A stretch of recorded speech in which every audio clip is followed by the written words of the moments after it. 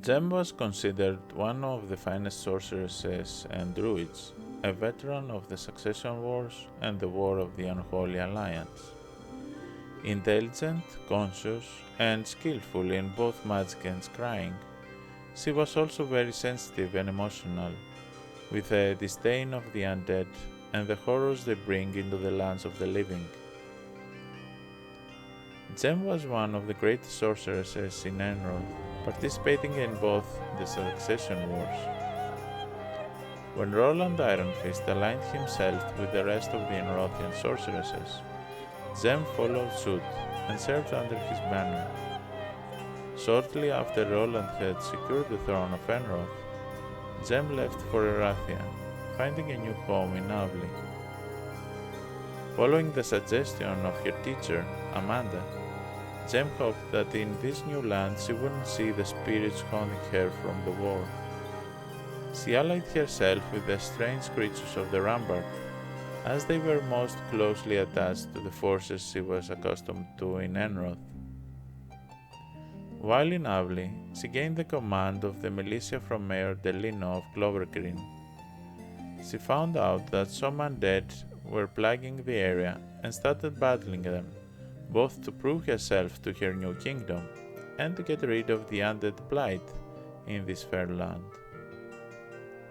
Jem emerged victorious, gaining the reputation of a champion of light and the destroyer of the undead. Not long after that incident, a wizard named Sandro approached Jem in a tavern and hired her as a mercenary. Per Sandro's orders, Jem had to find an amulet of the Undertaker, for Sandro was constructing an artifact to combat necromancy. Besides, Clancy the Ranger joined Jem in her cause. During those escapades, Jem was starting to adjust to the ways of the Druid, though she was still a bit scared of dendroids, for she never before had seen moving trees in Enroth. Jem emerged victorious once more, and the undead guarding the amulet were destroyed. After giving the amulet to Sandro, Jem was sent to another task, to find the vampire's coal. Sandro had hired another mercenary, Derek, to find the coal. Derek managed to find it, but was captured by bandits and held in a prison in the Dacian lands. Jem had to rescue Derek and bring back the coal to Leafhall, a village in the northwest. Clancy, mesmerized by her beauty, stayed with Jem, and together they managed to come through this task as well. In the meantime, Jem swore loyalty to one of Avli's lords, Lord Fayette. The final artifact Jem and Clancy had to find to complete Sandro's research was the dead man's boots.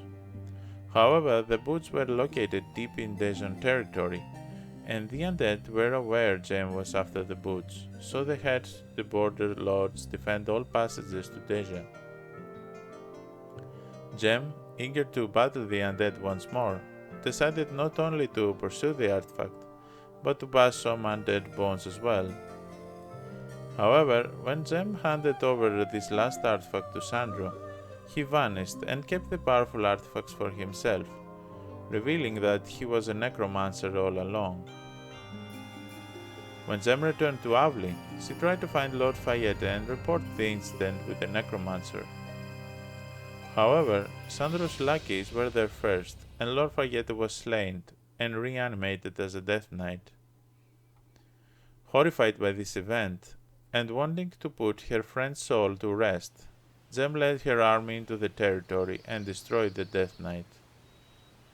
After that incident, Jem joined forces with Jellu of the Forest Guard, who was sent in the area in a similar quest to find out what happened to Lord Valorel, who was replaced by a vampire lord in disguise.